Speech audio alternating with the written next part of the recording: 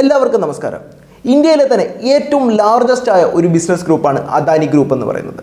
നമുക്കെല്ലാവർക്കും അറിയാം, അവർ ഇന്ത്യയുടെ പോർട്ട് ബിൽഡിങ്ങിനാണ് ഏറ്റവും കൂടുതൽ ഇൻവെസ്റ്റ് ചെയ്തിരിക്കുന്നത്. അവരുടെ വാക്കുകൾ എടുത്തു കഴിഞ്ഞാൽ പല മാധ്യമങ്ങളിലായിക്കോട്ടെ സോഷ്യൽ മീഡിയയിലായിക്കോട്ടെ അവർ പ്രധാനമായും പറയുന്നത് ഇന്ത്യയുടെ എക്കണോമിക് ഡെവലപ്മെൻറ്റിനെ പറ്റിയിട്ടാണ്. എങ്ങനെയായിരിക്കും ഇത്തരം പോർട്ടുകൾ ഇന്ത്യയുടെ എക്കണോമിക് ഡെവലപ്മെൻറ്റിലേക്ക് കോൺട്രിബ്യൂട്ട് ചെയ്യുക? നമുക്കൊരു ഉദാഹരണം വഴി തന്നെ പരിശോധിച്ച് നോക്കാം. ഏകദേശം 10,000 കോടി രൂപ ചെലവിൽ ഇന്ത്യയിലെ തന്നെ ഏറ്റവും വലിയ ട്രാൻസ്ഷിപ്മെൻറ്റ് പോർട്ട് കേരള ഗവൺമെൻറ്റിൻ്റെയും ഇന്ത്യ ഗവൺമെൻറ്റിൻ്റെയും അദാനി ഗ്രൂപ്പിൻ്റെയും പങ്കാളിത്തത്തോടുകൂടി കേരളത്തിലെ തിരുവനന്തപുരം ജില്ലയിലെ വിഴിഞ്ഞത്ത് ഒരുങ്ങുകയാണ്. ഈ ഒരു പോർട്ട് DBFOT എന്ന് പറയുന്ന ഒരു രീതിയിലാണ് ഡെവലപ്പ് ചെയ്തുകൊണ്ടിരിക്കുന്നത്. അതായത് design, build, finance, operate and transfer. അതായത് അദാനി ഗ്രൂപ്പായിരിക്കും ഇത് ഡിസൈൻ ചെയ്ത്, ബിൽഡ് ചെയ്ത്, ഫിനാൻസ് ചെയ്ത്, ഓപ്പറേറ്റ് ചെയ്ത് ഏറ്റവും ഒടുവിൽ ഇത് ഗവൺമെൻറ്റിലേക്ക് ട്രാൻസ്ഫർ ചെയ്യുന്നത് എന്ന് വേണം പറയാൻ. ഇത്തരം ഒരു പോർട്ട് വന്നു കഴിഞ്ഞാൽ ഇന്ത്യയിൽ നിന്നുള്ള എക്സ്പോർട്ടിൻ്റെ കോസ്റ്റ് അല്ലെങ്കിൽ എക്സ്പോർട്ടിനുള്ള ചിലവ് എന്ന് പറയുന്നത് ഏകദേശം 30% ഇപ്പോഴുള്ളതിനേക്കാൾ കുറയും എന്നാണ് കണക്കുകൾ വ്യക്തമാക്കുന്നത്. ഈ ഒരു എക്സ്പോർട്ടിൻ്റെ ചിലവ് കുറയുന്നതോടുകൂടി ഇന്ത്യൻ ഉൽപ്പന്നങ്ങൾക്ക് വിദേശ മാർക്കറ്റുകളിൽ കൂടുതൽ സ്വീകാര്യത കൈവരിക്കും എന്നുള്ളത് ഉറപ്പായിട്ടുള്ള ഒരു കാര്യമാണ്. ഈ ഒരു വീഡിയോയിലൂടെ ഞാൻ നിങ്ങളുടെ മുന്നിലേക്ക് എത്തിക്കുന്ന പ്രധാനമായിട്ടുള്ള 3 കാര്യങ്ങളാണ്. ഒന്ന്, എന്താണ് ഈ ട്രാൻസ്ഷിപ്മെൻറ്റ് പോർട്ട്? രണ്ടാമത്തത്, എന്തുകൊണ്ട് ഇന്ത്യക്ക് ഒരു ട്രാൻസ്ഷിപ്മെൻറ്റ് പോർട്ട് വേണം എന്നുള്ളത്. മൂന്നാമത്തത്, ഈ ഒരു ട്രാൻസ്ഷിപ്മെൻറ്റ് പോർട്ട് എങ്ങനെയായിരിക്കും ഇന്ത്യയുടെയും അതുപോലെ തന്നെ കേരളത്തിൻ്റെയും മുഖച്ഛായ തന്നെ മാറ്റാൻ പോകുന്നത്. ഞാൻ വിവേക്, എല്ലാവർക്കും എൻ്റെ പുതിയ വീഡിയോയിലേക്ക് സ്വാഗതം.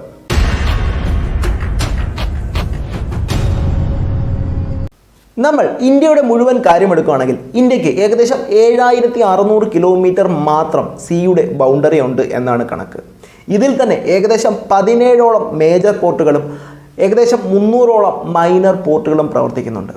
പക്ഷേ ഈ 17 മേജർ പോർട്ടുകളും വളരെയധികം കപ്പാസിറ്റി കുറവുള്ള പോർട്ടുകളാണ്. ഇതിനെ തന്നെ നമുക്ക് 2ആയി തരംതിരിക്കാം: നാച്ചുറൽ പോർട്ടും ആർട്ടിഫിഷ്യൽ പോർട്ടും. ഇത് തമ്മിലുള്ള വ്യത്യാസം എന്ന് പറയുന്നത് കടലിൻ്റെ ആഴം അനുസരിച്ചാണ്.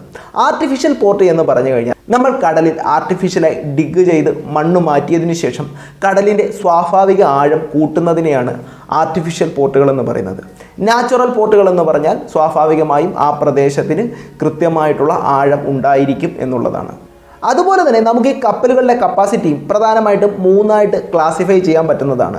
ഇത്തരമൊരു ക്ലാസിഫിക്കേഷൻ വരുന്നത് ഇതിനകത്ത് ലോഡ് ചെയ്യുന്ന കണ്ടെയ്നേഴ്സിനനുസരിച്ചാണ്. അതായത് നമ്മൾ ലോറികളിലും അതുപോലെ തന്നെ പോർട്ടുകളിലും കണ്ടെയ്നേഴ്സ് എല്ലാം ഷിപ്പിലേക്ക് കയറ്റുന്നതെല്ലാം കണ്ടിട്ടുണ്ട്. ആ ഒരു കണ്ടെയ്നർ എന്ന് പറയുന്നത് ഒരു TEU ആണ്, 20 ഫുട്ട് ഇക്വലന്റ് യൂണിറ്റ്സ്. ഈ ഒരു കണ്ടെയ്നേഴ്സിൻ്റെ എണ്ണം അനുസരിച്ചിട്ടാണ് നമ്മൾ കപ്പലുകളുടെ കപ്പാസിറ്റി മനസ്സിലാക്കുന്നത്. അതുപോലെ തന്നെ 3000 മുതൽ 7000 വരെ TEUs ക്യാരി ചെയ്യാൻ പറ്റുന്ന കപ്പലുകളെ നമ്മൾ മീഡിയം വെസൽസ് എന്നും 7000 മുതൽ അതിന് മുകളിലേക്ക് ഇത്തരം TEUs ക്യാരി ചെയ്യാൻ പറ്റുന്ന വെസലുകളെ നമ്മൾ ലാർജ് വെസലുകൾ അല്ലെങ്കിൽ വലിയ കപ്പലുകൾ എന്നാണ് അറിയപ്പെടുന്നത്.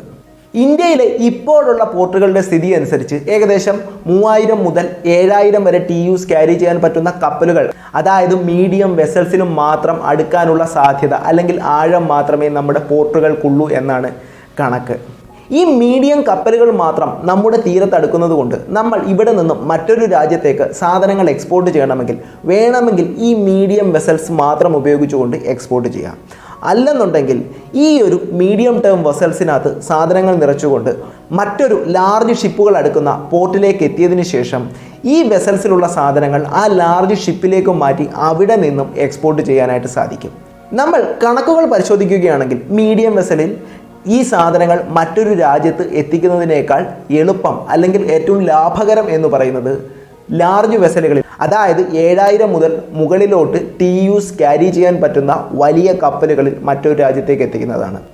ഈ ഒരു കോസ്റ്റ് റിഡക്ഷന് വേണ്ടി ഇന്ത്യൻ എക്സ്പോർട്ടേഴ്സ് പ്രധാനമായിട്ടും ഉപയോഗിക്കുന്ന 2 മാർഗങ്ങളാണ് UAE ജബലരി പോർട്ടും ശ്രീലങ്കയിലെ കൊളംബോ പോർട്ടും അതുപോലെ തന്നെ സിംഗപ്പൂർ പോർട്ടും. ഈ 3 പോർട്ടുകളിലും വലിയ കപ്പലുകൾ എടുക്കാനുള്ള കപ്പാസിറ്റി ഉണ്ടെന്ന് വേണം പറയാൻ. അതായത് ഇന്ത്യയിലെ പോർട്ടുകളിൽ നിന്നും മീഡിയം വെസലുകളിൽ ഇത്തരം കണ്ടെയ്നേഴ്സ് കയറ്റിയതിന് ശേഷം ഒന്നുകിൽ UAE ജബലലി പോർട്ടിലോ കൊളംബോയിലെ ഹമ്പന്തോട്ട പോർട്ടിലോ എത്തിയതിനു ശേഷം ഇവിടെ നിന്നും ലാർജ് വെസൽസ് അല്ലെങ്കിൽ വലിയ കപ്പലുകളിലേക്ക് മാറ്റിയതിനു ശേഷം ലോകത്തിൻ്റെ വിവിധ ഭാഗങ്ങളിലേക്ക് എക്സ്പോർട്ട് ചെയ്യുകയാണ് ചെയ്യുന്നത്. അതുപോലെ തന്നെയാണ് ഇന്ത്യയിലേക്ക് ഇമ്പോർട്ട് വരുന്ന സാധനങ്ങളും. അതിൽ പ്രധാനപ്പെട്ടത് ഓയിൽ തന്നെയാണ്. വലിയ വലിയ വെസലുകളിൽ ഇത്തരം വലിയ പോർട്ടുകളിൽ എത്തിയതിനു ശേഷം അവിടെ നിന്ന് മീഡിയം വെസലുകളിലാണ് സാധനങ്ങൾ ഇന്ത്യയിലേക്ക് എത്തുന്നത്. ഇതിലൂടെ ഇത്തരം വലിയ പോർട്ടുകൾ നിൽക്കുന്ന രാജ്യങ്ങൾക്ക് വളരെയധികം വരുമാനം ഉണ്ടെന്ന് വേണം പറയാനായിട്ട്. ഇത്തരം രാജ്യങ്ങളിലേക്ക് ഇന്ത്യയിൽ നിന്നും ഇത്തരം പണം പോകുന്നതിൻ്റെ പ്രധാനപ്പെട്ട കാരണം എന്ന് പറയുന്നത് ഇന്ത്യയിൽ ഒരു ട്രാൻസ്ഷിപ്മെൻറ്റ് പോർട്ട് ഇല്ലാത്തതാണ്. അതായത് ഇത്തരത്തിൽ മീഡിയം അല്ലെങ്കിൽ ചെറിയ വെസലുകളിൽ നിന്നും സാധനങ്ങൾ മറ്റൊരു വലിയ ഷിപ്പിലേക്കും മാറ്റി ലോകത്തിൻ്റെ വിവിധ ഭാഗങ്ങളിലേക്ക് അയക്കാൻ പറ്റുന്ന രീതിയിലുള്ള പോർട്ടിനെയാണ് നമ്മൾ ട്രാൻസ്ഷിപ്മെൻറ്റ് പോർട്ട് എന്ന് പറയുന്നത്. ഇനി ഇത്തരം ട്രാൻസ്ഷിപ്മെൻറ്റ് പോർട്ടുകളുടെ വരുമാനം എത്രയാണെന്ന് നോക്കാം. നമ്മൾ ഇന്ത്യയിലെ കണക്കെടുക്കുകയാണെങ്കിൽ 2021-22 ഫിനാൻഷ്യൽ ഇയറിൽ ഏകദേശം 4.6 മില്യൺ TEUs ആണ് ഇന്ത്യയിൽ നിന്നും എക്സ്പോർട്ട് ചെയ്തത്. അതിൽ തന്നെ ഏകദേശം 4.2 മില്യൺ TEUസും ഹാൻഡിൽ ചെയ്തത് മറ്റുള്ള രാജ്യത്തെ ട്രാൻസ്ഷിപ്മെൻറ്റ് പോർട്ടുകളാണ്. ഇതിൽ നിന്നും ഓരോ വർഷവും ഏകദേശം 7000 കോടി മുതൽ 8000 കോടി വരെ ഇന്ത്യക്കകത്ത് നിന്നും ഇത്തരം ട്രാൻസ്ഷിപ്മെൻറ്റ് പോർട്ടിൻ്റെ യൂസർ ഫീ ആയി മറ്റു രാജ്യങ്ങളിലേക്ക് പോകുന്നു എന്നാണ് കണക്ക്. അതായത് ഇന്ത്യയുടെ ഫോറിൻ റിസർവ്സ് മറ്റുള്ള രാജ്യങ്ങളിലേക്ക് ഒഴുകുന്നു എന്ന് വേണം പറയാനായിട്ട്. ഇത്തരം ട്രാൻസ്ഷിപ്മെൻറ്റ് പോർട്ടുകൾക്ക് നയതന്ത്രപരമായും നിരവധി ബന്ധങ്ങളുണ്ട്. നമ്മൾ പല വികസിത രാജ്യങ്ങൾ എടുത്തു നോക്കിയാലും അവിടെയെല്ലാം നിരവധി ട്രാൻസ്ഷിപ്മെൻറ്റ് പോർട്ടുകളുണ്ട് എന്ന് വേണം പറയാൻ. ഇപ്പോൾ തന്നെ ചൈനയുടെ ഓൺ ബെൽറ്റ് ഓൺ റോഡ് എന്ന് പറയുന്ന ഇനിഷ്യേറ്റീവിൻ്റെ ഭാഗമായി ഇന്ത്യക്ക് ചുറ്റുമുള്ള രാജ്യങ്ങളിലെല്ലാം നിരവധി ട്രാൻസ്ഷിപ്മെൻറ്റ് പോർട്ടുകളാണ് രൂപപ്പെട്ടിരിക്കുന്നത്. ചൈനയിൽ തന്നെ നോക്കിക്കഴിഞ്ഞാൽ ഏകദേശം 6ഓളം ട്രാൻസ്ഷിപ്മെൻറ്റ് പോർട്ടുകളുണ്ട്. സിംഗപ്പൂർ നോക്കിക്കഴിഞ്ഞാൽ അവിടെയുമുണ്ട് ട്രാൻസ്ഷിപ്മെൻറ്റ് പോർട്ട്. അതുപോലെ തന്നെ ശ്രീലങ്കയിലെ ഹമ്പൻതോട്ട, UAEയിലെ ജബൽ അലി പോർട്ട്, ഇവിടെയെല്ലാം ട്രാൻസ്ഷിപ്മെൻറ്റ് ഫെസിലിറ്റീസ് ഉണ്ട് എന്ന് വേണം പറയാൻ. ഇത് നയതന്ത്രപരമായി വളരെയധികം ഇമ്പോർട്ടൻസ് ഉള്ള ഒരു കാര്യം തന്നെയാണ്.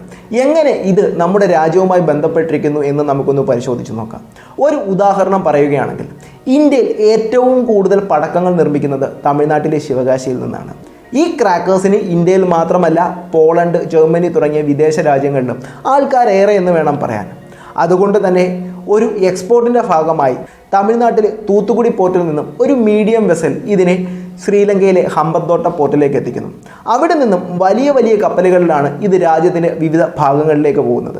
ഇവിടെ വരുന്ന ഏറ്റവും വലിയ പ്രശ്നം എന്ന് പറയുന്നത് ഇവിടെ ഹമ്പൻതോട്ട പോർട്ടിൽ നിന്നും ഏറ്റവും കൂടുതൽ ഇത്തരം സാധനങ്ങൾ എക്സ്പോർട്ടിനായി കൊണ്ടുപോകുന്നത് ചൈനീസ് കപ്പലുകളാണ്, അതായത് ചൈനീസ് വെസൽസുകളാണ്. നമുക്ക് കണക്കുകൾ പരിശോധിക്കുകയാണെങ്കിൽ നമ്മൾ ലോകത്ത് ഉപയോഗിക്കുന്ന ക്രാക്കേഴ്സിൽ ഏകദേശം 45% എക്സ്പോർട്ട് ചെയ്യുന്നത് ചൈനയിൽ നിന്നുമാണ് എന്ന് വേണം മനസ്സിലാക്കാൻ. അതുകൊണ്ട് തന്നെ ഈ ശിവകാശിയിൽ അല്ലെങ്കിൽ ഇന്ത്യയിൽ നിന്നുള്ള ക്രാക്കേഴ്സ് ഒരു ഗ്ലോബൽ മാർക്കറ്റിലേക്ക് എത്തിക്കഴിഞ്ഞാൽ അത് ചൈനയെ ബാധിക്കുമെന്നുള്ളതാണ്. അതുകൊണ്ട് തന്നെ പലപ്പോഴും ഇന്ത്യയിൽ നിന്നുള്ള ഇത്തരം എക്സ്പോർട്ടുകൾ ചൈനീസ് കപ്പലുകൾ ഡിനേ ചെയ്യാറാണ് പതിവ്. അത് നമ്മുടെ ഇന്ത്യയെ ദോഷകരമായി ബാധിക്കുന്ന ഒരു കാര്യം തന്നെയാണ്. ഇനി ഇന്ത്യയുടെ ഇത്തരം പ്രശ്നങ്ങൾ വിഴിഞ്ഞം ഇൻ്റർനാഷണൽ സീപോർട്ട് എങ്ങനെ പരിഹരിക്കും എന്നതിനെ പറ്റി നോക്കാം. അതിൽ പ്രധാനപ്പെട്ട കാര്യമെന്ന് പറയുന്നത് കടലിൻ്റെ ആഴം തന്നെയാണ്. നമ്മൾ കുറച്ച് മുമ്പ് ആർട്ടിഫിഷ്യൽ പോർട്ടും അതുപോലെ തന്നെ നാച്ചുറൽ പോർട്ടിനെ പറ്റി പറഞ്ഞിരുന്നു. അതിൽ തന്നെ ഒരു നാച്ചുറൽ പോർട്ടാണ് വിഴിഞ്ഞം ഇൻ്റർനാഷണൽ സീപോർട്ട് എന്ന് പറയുന്നത്. കടലിന് സ്വാഭാവികമായിട്ടുള്ള ആഴം തന്നെയാണ്. അതുകൊണ്ട് തന്നെ വലിയ വെസലുകൾക്ക് ഇത്തരം പോർട്ടിലേക്ക് എത്താൻ സാധിക്കും എന്നുള്ളത് ഒരു പ്രധാനപ്പെട്ട കാര്യം തന്നെയാണ്. ഇനി ഈ ഒരു സീപോർട്ടിൻ്റെ കപ്പാസിറ്റി നോക്കുകയാണെങ്കിൽ ഏകദേശം 20,000 TEUs ക്യാരി ചെയ്യുന്ന കപ്പലുകൾ ഇവിടെ അടുക്കാൻ സാധിക്കുമെന്നുള്ളതാണ്. നമുക്ക് ചുറ്റുമുള്ള പല ഇൻ്റർനാഷണൽ ട്രാൻസ്ഷിപ്മെൻറ്റ് പോർട്ടുകൾ എടുത്താലും ഏകദേശം 10,000 മുതൽ 12,000 വരെ TEUs ക്യാരി ചെയ്യുന്ന വെസൽസുകൾ അല്ലെങ്കിൽ കപ്പലിന് മാത്രമേ അടുക്കാൻ സാധിക്കുന്നു എന്നുള്ളത് ഒരു പ്രധാനപ്പെട്ട കാര്യമാണ്. അതുപോലെ തന്നെ മറ്റു ചില കണക്കുകൾ പരിശോധിച്ച് കഴിഞ്ഞാൽ ഇപ്പോൾ ഏകദേശം 12,000 മുതൽ 15,000 TEUs വരെ ക്യാരി ചെയ്യാൻ കപ്പാസിറ്റിയുള്ള കപ്പലുകളാണ് പുറത്തേക്ക് ഇറങ്ങുന്നത്. അതുകൊണ്ട് തന്നെ ഭാവിയിൽ ഈ ഒരു വിഴിഞ്ഞം ഇൻ്റർനാഷണൽ സീപോർട്ട് എന്ന് പറയുന്നത് മറ്റ് ട്രാൻസ്ഷിപ്മെൻറ്റ് പോർട്ടുകളേക്കാൾ ഏറ്റവും മികച്ചതായി മാറും എന്നുള്ളത് തീർച്ചയായിട്ടുള്ള ഒരു കാര്യം തന്നെയാണ്. അതുപോലെ തന്നെ മറ്റൊരു പ്രധാനപ്പെട്ട കാര്യം എന്ന് പറയുന്നത് ഈ ഒരു സീപോർട്ട് വരുന്നതോടുകൂടി ഏകദേശം 15,000 തൊഴിൽ സാധ്യതകൾ പുതിയതായി സൃഷ്ടിക്കുമെന്നുള്ളതാണ്. ഇത് ഇന്ത്യയിലെ തൊഴിലില്ലായ്മ പരിഹരിക്കാൻ ഏറ്റവും പ്രധാനപ്പെട്ട ഒരു മാർഗം എന്ന് വേണമെങ്കിൽ നമുക്ക് പറയാനായിട്ട് സാധിക്കും. മറ്റൊരു പ്രധാനപ്പെട്ട കാര്യം എന്ന് പറയുന്നത് കേരളത്തിൻ്റെ ഏറ്റവും സൗത്ത് പാർട്ടിലുള്ള തിരുവനന്തപുരത്തെ വിഴിഞ്ഞം എന്ന പ്രദേശത്താണ് ഈ ഒരു പോർട്ട് നിലവിൽ വരുന്നത്.